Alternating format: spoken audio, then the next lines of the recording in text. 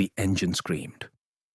Lieutenant Owen Baggett hung suspended in his parachute harness, 15,000 feet above the Burmese jungle, watching his B-24 Liberator disintegrate into flaming wreckage below him.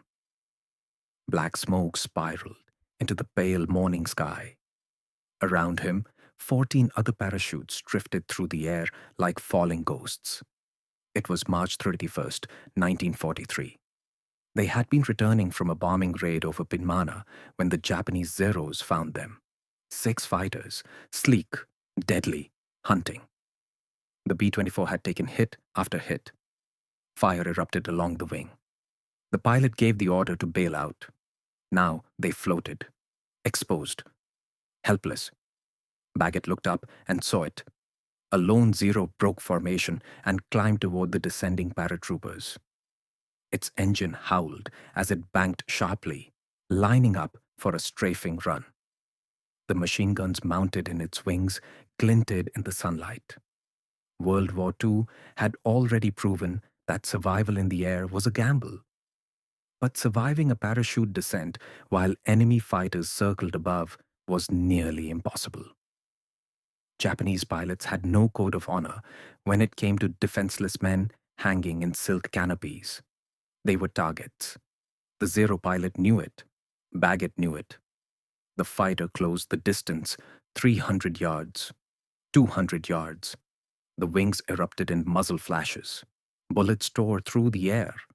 2 parachutes collapsed. 2 men fell like stones toward the jungle below. Baggett reached for his sidearm. A standard issue Colt M1911. 7 rounds. He pulled it from its holster. The Zero banked again, coming straight at him.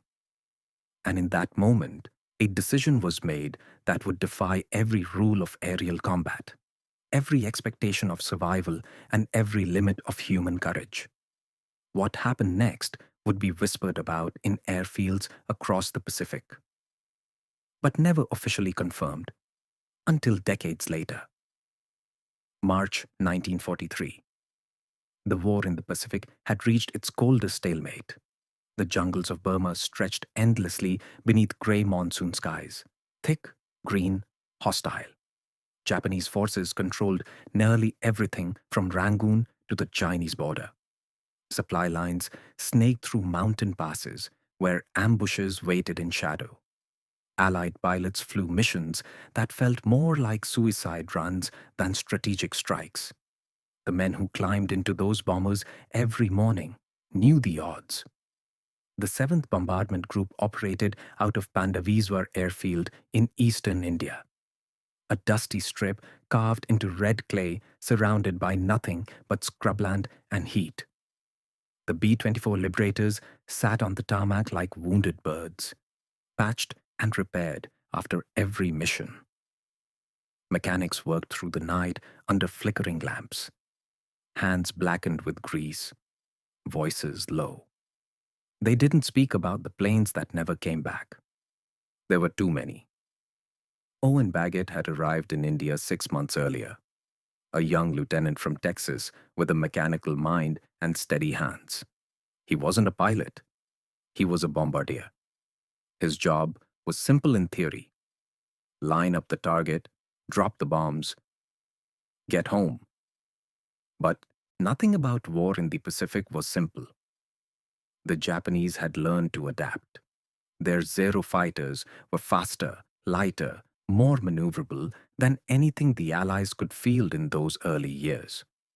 American bombers flew in tight formations for protection, but the Zeros hunted them anyway, slicing through defensive fire like wolves through scattered sheep. Every mission over Burma felt like threading a needle while someone shook your hand. On the morning of March 31st, the briefing room smelled like burnt coffee and cigarette smoke. Maps covered the walls. Rivers drawn in blue ink. Enemy positions marked with red circles. The target was Pinmana, a strategic rail junction deep inside Japanese-controlled territory. Destroy the tracks, disrupt supply lines, weaken their hold on the region. Simple. Except Nothing was ever simple. The flight crew assembled in silence.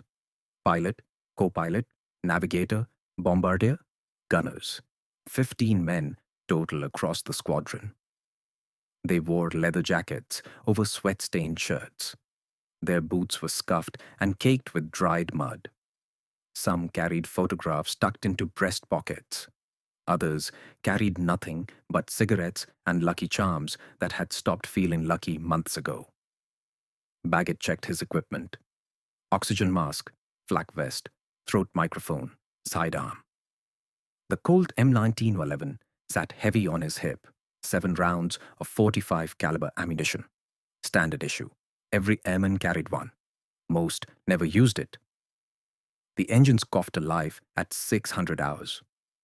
4 massive Pratt & Whitney radials roared in sequence, shaking the airframe until every rivet rattled. The smell of aviation fuel mixed with engine exhaust. Ground crews stepped back as the B-24 taxied toward the runway, its shadow long in the early light. Inside the cockpit, radio chatter crackled through headsets. Liberator 27, cleared for takeoff. The bomber accelerated down the strip. Heavy, sluggish, loaded with bombs and fuel. The wheels lifted. The jungle fell away beneath them. They climbed into a pale sky streaked with cirrus clouds. The formation tightened as they crossed into enemy airspace. 6 bombers flying in staggered intervals. Close enough for mutual defense, far enough to avoid mid-air collisions if someone took a hit. Below them, the Irrawaddy River snaked through green valleys. Smoke from village fires drifted upward in thin columns. It looked peaceful from 15,000 feet. It wasn't. Japanese radar stations had already detected them. Radio operators transmitted coordinates. Fighter squadrons scrambled from hidden airstrips carved into jungle clearings. The Zeros rose like angry hornets. 12 of them total, engines screaming as they climbed towards the bombers. The gunners saw them first. Fighters, 2 o'clock high. The intercom exploded with voices. Turret gunners swung their 50 caliber Brownings into position. The waist gunners braced against the fuselage. Tracer rounds lit up the sky in angry streaks of orange and white. The Zeros came in fast. They didn't attack head-on. They dove from above and behind, slashing through the formation with cannon fire that punched through aluminum skin like paper. One bomber took a hit in the wing root. Fuel sprayed. Fire erupted. The plane rolled, inverted, and fell. Baggett's bomber shuddered as shells tore through the tail section. The pilot's voice came through the intercom. Calm, but final. We're losing hydraulics. Prepare to bail out. And just like that, the sky became a graveyard waiting to claim 15 more souls. Bail out, bail out, bail out. Baggett didn't hesitate. He yanked the release on his safety harness and moved toward the bomb bay. The aircraft was losing altitude fast. Engines coughing, hydraulic fluid spraying across the fuselage walls. Through the open bay doors, he could see nothing but sky and distant jungle. He jumped. The slipstream caught him immediately. Violent, spinning. Wind tore at his flight suit. His ears popped. For 3 seconds, he was weightless, falling. Then the static line pulled taut and the parachute deployed with a brutal snap that jerked him upright. Silence. The roar of engines faded. The wind became a whisper.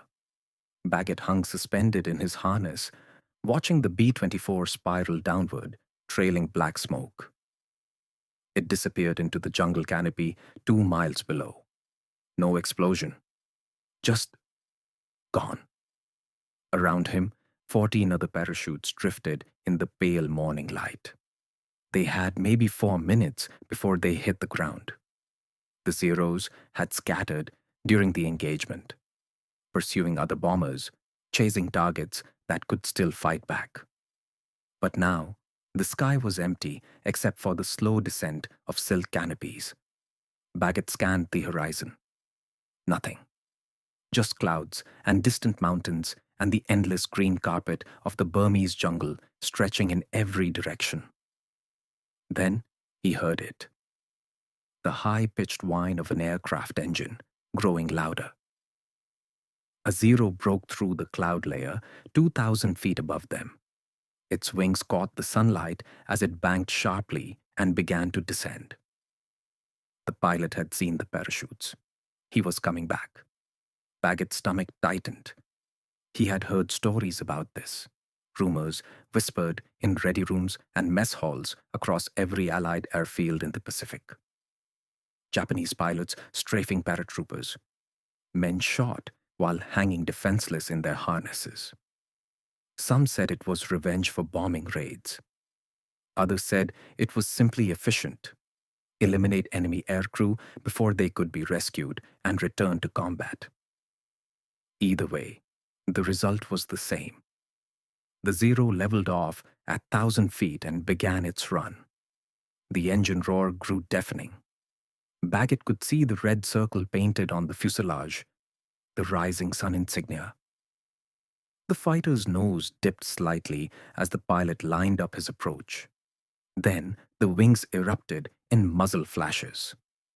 Bullets streaked through the air in bright orange tracers. 2 parachutes above Baggett collapsed instantly, silk shredding, lines snapping. The men inside jerked violently and began to fall. No screams, just the sound of rushing air and the distant echo of machine gun fire. The Zero banked hard and climbed for another pass. Baggett reached for his sidearm. The Colt M1911 felt absurdly small in his hand. 7 rounds of .45 caliber ammunition against an aircraft moving at 300 miles per hour. The mathematics were impossible. The range was impossible. The entire situation was impossible. But he was going to die anyway. He pulled the slide back and chambered around. The Zero came around again. This time, lower, closer. The pilot was hunting methodically, moving from one parachute to the next.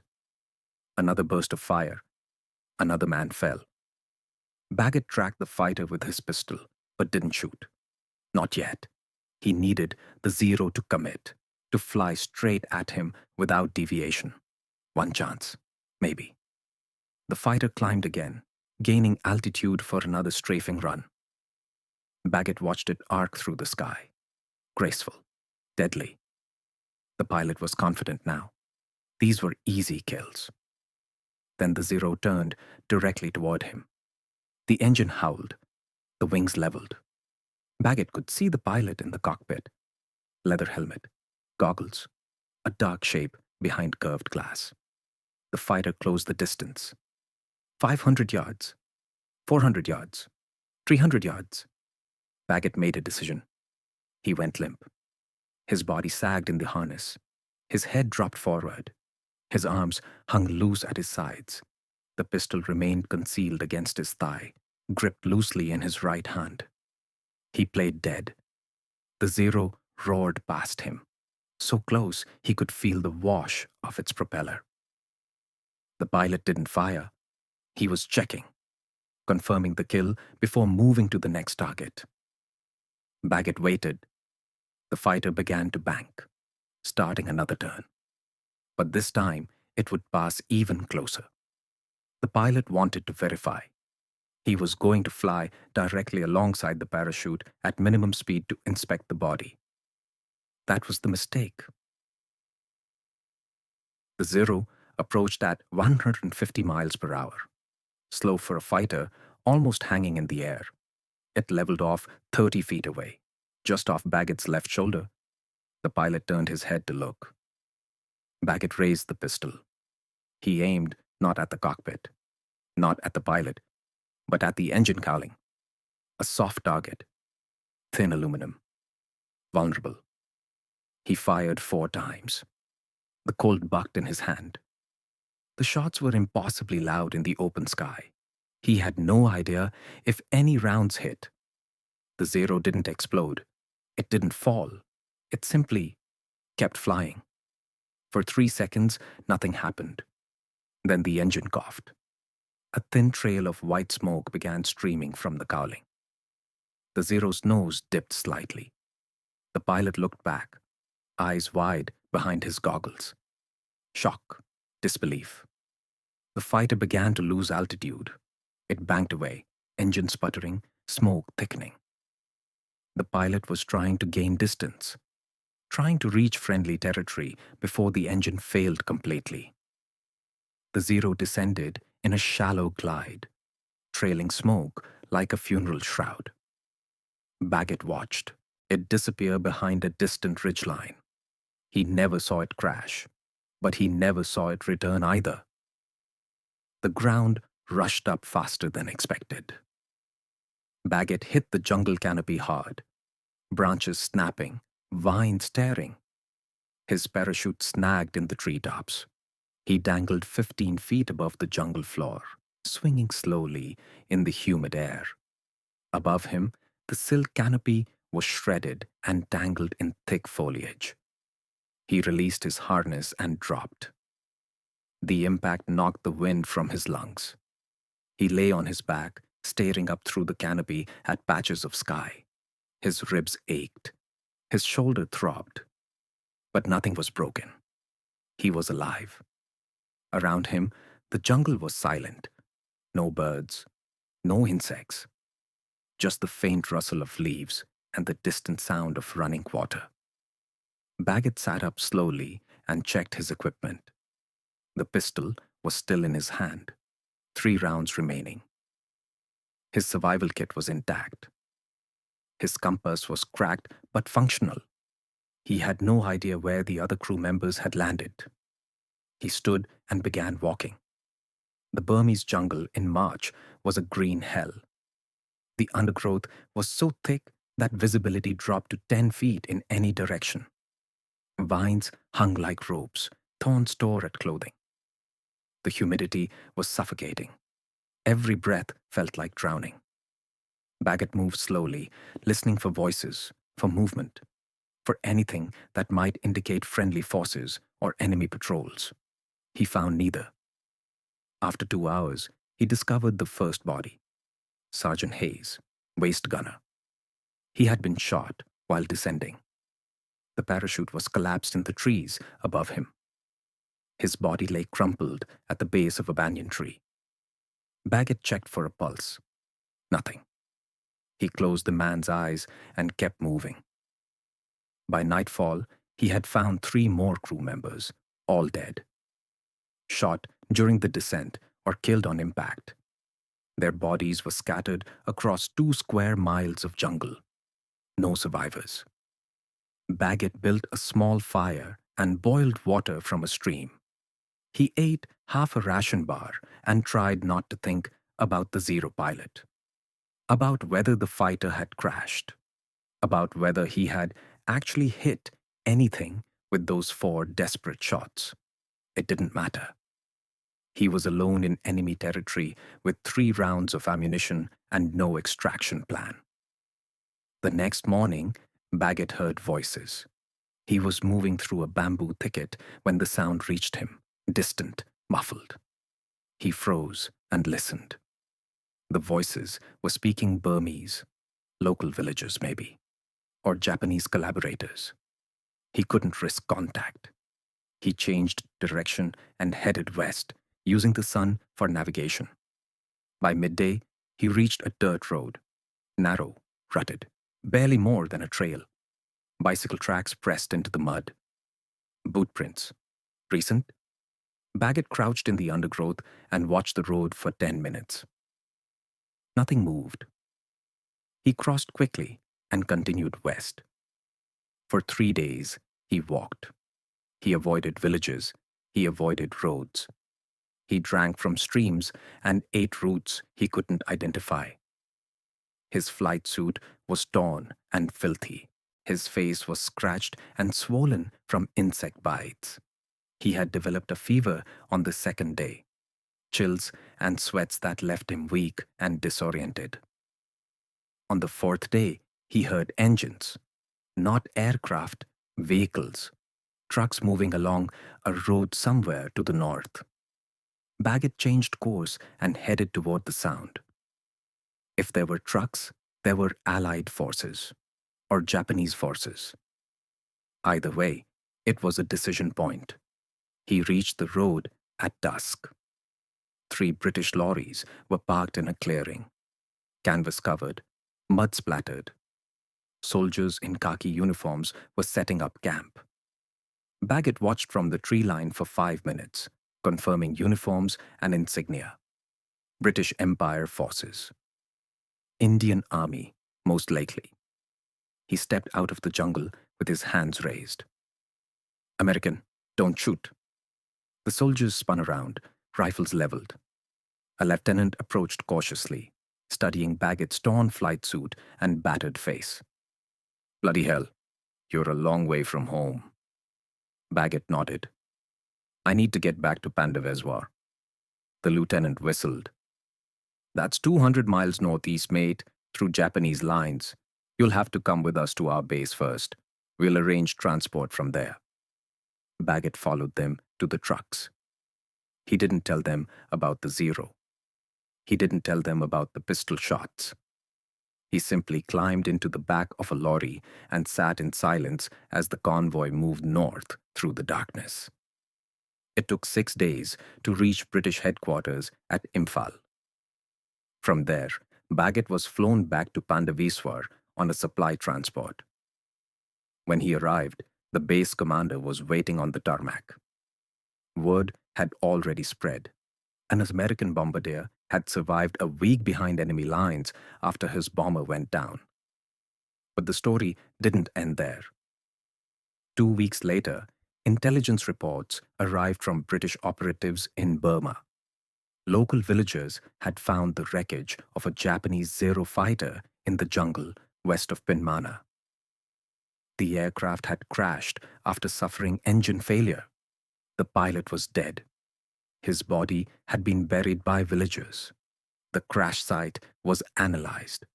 The engine cowling showed multiple puncture holes, consistent with small arms fire. 45 caliber. The damage had caused fuel line ruptures and oil system failure. The engine had seized mid-flight. The dates matched. The location matched. Owen Baggett had done the impossible. He had shot down a Japanese Zero fighter with a pistol while hanging in a parachute, 15,000 feet above the jungle. The debriefing room at Pandaviswar fell silent. Baggett sat across from 3 intelligence officers, 2 American, 1 British. A map of Burma covered the table between them. Red circles marked known crash sites. Blue pins indicated recovered wreckage. The British officer leaned forward. Lieutenant, are you telling us you fired at the Zero while descending in your parachute? Baggett nodded. Yes, sir. With your sidearm? Yes, sir.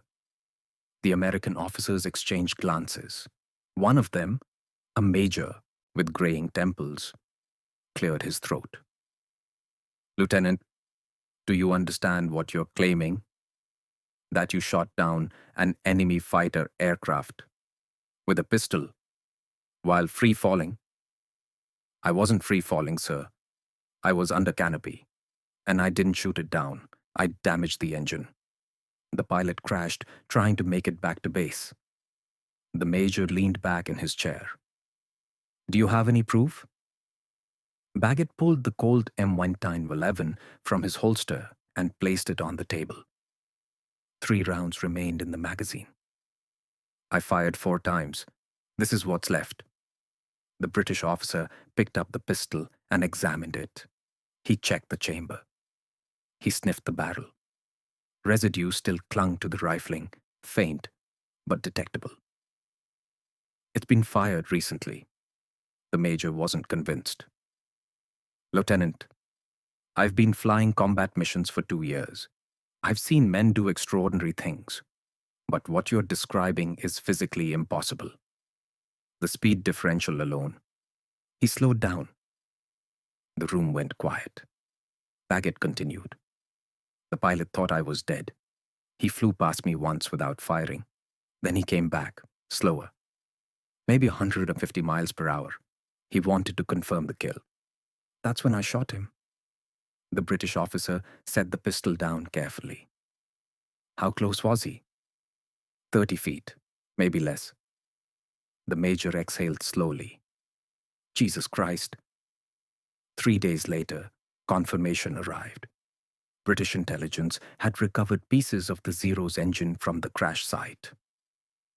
Metallurgical analysis confirmed bullet impacts, 4 distinct entry wounds through the cowling. The projectiles had fragmented on impact, but enough material remained for identification. .45 caliber, American manufacture. The damage pattern was consistent with shots fired from below and to the left, exactly where a parachutist would have been positioned relative to a low-flying aircraft. The pilot's body had been recovered and identified. Flight Lieutenant Yoshio Nakamura, 27 years old, veteran of the China campaign, 14 confirmed kills. He had been shot through the chest by ground fire, according to the initial Japanese report.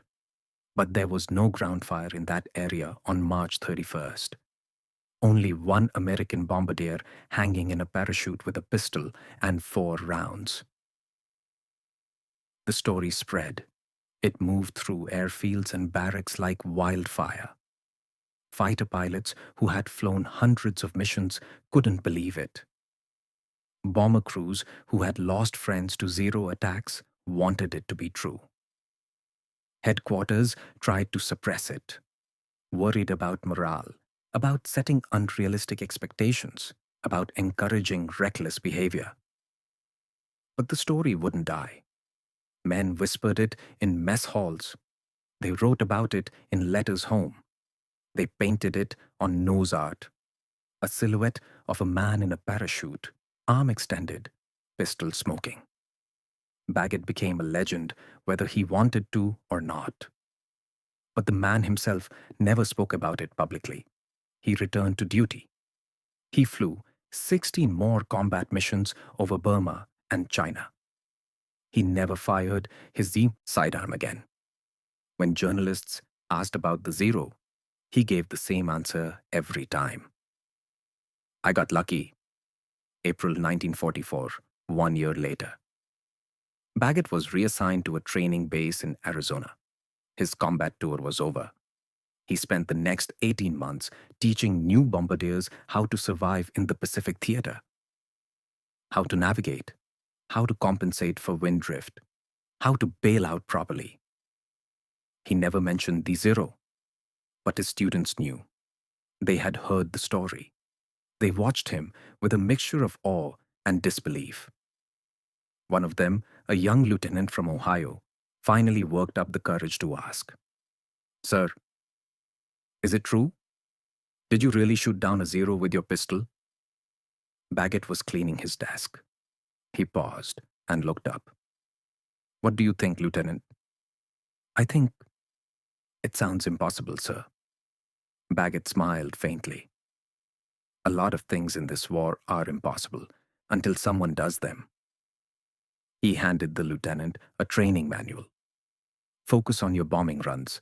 Leave the impossible for later." The lieutenant saluted and left. Baggett sat alone in his office, staring at the Colt M1911 mounted on the wall behind his desk. The pistol had been decommissioned after the war, removed from active service and presented to him as a commemoration. 3 rounds still sat in the magazine. He had never replaced them. The official record remained ambiguous. The United States Army Air Forces never formally credited Baggett with the Zero kill. The circumstances were too unusual. The evidence was circumstantial. The claim couldn't be independently verified. But the Japanese records told a different story. After the war, Allied investigators recovered flight logs from the 64th Sentai, the fighter squadron operating out of Pinmana in March 1943. The logs showed that Flight Lieutenant Nakamura's Zero had been lost on March 31st under uncertain circumstances. Cause of loss: engine failure during patrol operations. No mention of combat. No mention of ground fire. Just engine failure.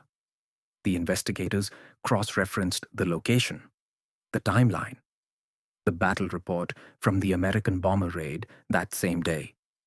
Everything matched. Owen Baggett had done what no other man in World War II, possibly in all of military history, had ever done. He had shot down an enemy fighter aircraft with a handgun while descending in a parachute at 15,000 feet. And the only people who truly knew it had happened were a dead Japanese pilot and a Texas bombardier who refused to talk about it. September 1945. The war was over. Baggett stood on the deck of a troopship departing from Calcutta, watching the Indian coastline fade into haze. Around him, hundreds of soldiers leaned against the railings, silent, exhausted, staring at nothing. Some smoked, some wrote letters. Most just stood there, unable to process what they had survived. The Pacific Theater had claimed 111th Nosung, 106 American lives. Thousands more would never be the same. Baggett carried no visible scars, no shrapnel, wounds, no burns, no amputations. But he carried something else. Something that didn't show up in medical records or debriefing reports. He carried the weight of 14 men who didn't make it home. Their names were burned into his memory: Hayes, Morrison, Collins, Pritchard. Men he had flown with for 6 months. Men who had shared cigarettes and bad jokes and photographs of sweethearts they would never see again. They had died in the sky above Burma while he watched, helpless, hanging in silk, unable to do anything but survive. The pistol shots hadn't saved them. Nothing could have saved them. But Baggett replayed those moments endlessly. The zero banking toward him. The decision to play dead. The 4 shots fired in desperation. He wondered if the Japanese pilot had family. If someone in Tokyo or Osaka had received a telegram informing them that Flight Lieutenant Nakamura would not be coming home. He wondered if they blamed the Americans. He wondered if blame even mattered anymore. Back in Texas, life moved forward whether he was ready or not. Baggett returned to a country that had changed in his absence. Factories that had built bombers were now building automobiles. Women who had worked assembly lines were being sent home. Veterans were everywhere, standing in unemployment lines, sitting in VA hospitals, drinking in bars because sleep no longer came easily. No one asked about Burma. His family wanted to know if he was okay. His friends wanted to hear about the adventure. Strangers thanked him for his service and moved on with their lives. No one wanted to hear about parachutes collapsing in midair, about men falling 15,000 feet with bullet holes in their chests, about the sound a body makes when it hits the jungle floor. So Baggett stopped talking about it. He enrolled at the University of Texas on the GI Bill. He studied engineering. He graduated in 1949. He got married. He had children. He built a quiet life far removed from bombers and zeros and the green hell of the Burmese jungle. But the nightmares never stopped. He dreamed about falling, about hanging in the parachute while the zero circled, about raising the pistol and pulling the trigger only to hear the hammer click on an empty chamber. He would wake up drenched in sweat, heart pounding, reaching for a sidearm that wasn't there. His wife learned not to ask. His children learned not to knock on the bedroom door after midnight. In 1983, 40 years after the mission, Baggett received a letter from Japan. It was written in careful English by a woman named Akiko Nakamura. She explained that her father had been a fighter pilot during the war. He had been killed in Burma in 1943.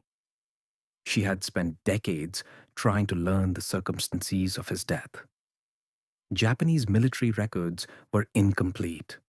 Official reports were vague. But she had found a reference in an American military history book, a footnote about an American bombardier who had shot down a Zero with a pistol. The age date matched. The location matched. She wanted to know if it was true. Baggett read the letter 3 times before responding. He didn't know what to say. How do you tell the daughter of a man you killed that her father made a tactical error? That he flew too close? That you were just trying to survive? In the end, he wrote the truth. He explained what happened that day. He explained that her father was a skilled pilot, that the Zero attack was methodical and professional. That war had forced them both into impossible situations. That he was sorry it had ended the way it did. He mailed the letter and never received a response. He didn't expect one. Owen Baggett died on May 22, 2006, at the age of 85. His obituary in the Austin American Statesman mentioned his service in World War II. It mentioned his engineering career. It mentioned his family. It did not mention the Zero. But at his funeral, a group of elderly veterans stood in the back row wearing leather bomber jackets and unit patches from the 7th Bombardment Group. They had flown missions over Burma and China and the Pacific. They had lost friends to enemy fire and mechanical failure and sheer bad luck. They knew the story. One of them, a former navigator named William Chen, placed something on Baggett's casket before it was lowered into the ground. A single .45 caliber cartridge, unfired, a symbol of the shot that should have been impossible. The shot that defied physics and probability and every rational expectation of aerial combat. The shot that proved, just once, that courage and desperation could rewrite the rules of war. The Pacific had claimed millions of lives. It had destroyed cities and nations and entire ways of life. But in one impossible moment above the Burmese jungle, one man with a pistol had reminded the world that individual actions still mattered, that survival was not just about firepower or numbers or industrial capacity. Sometimes it was about a Texas bombardier who refused to die quietly. The Colt M1911 sits behind glass at the National Museum of the United States Air Force in Dayton, Ohio. Visitors walk past it without stopping. It looks unremarkable. Scuffed grip, worn bluing, standard military issue. The placard beside it reads, Lieutenant Owen Baggett, 7th Bombardment Group, Burma, 1943. It mentions the parachute. It mentions the Zero. It mentions the impossible shot. It doesn't mention the sound 14 parachutes made when they collapsed in midair. It doesn't mention the letters Baggett wrote to their families. Careful, apologetic letters explaining that their sons and husbands had died quickly, that they hadn't suffered. Lies he told because the truth was worse. It doesn't mention the Japanese pilot's daughter who wrote to him 40 years later, searching for answers about a father she never knew. History remembers heroes. It forgets the weight they carry afterward.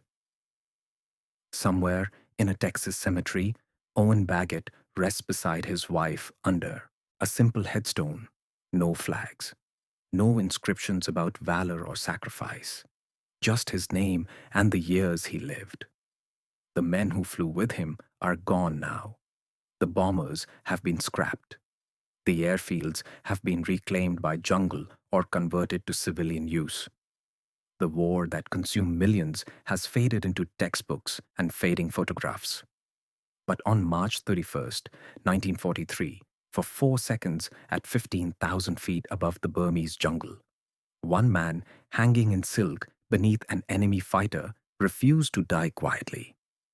He raised a pistol against impossible odds and fired, not because he thought it would work, but because some men, even when falling, refused to stop fighting.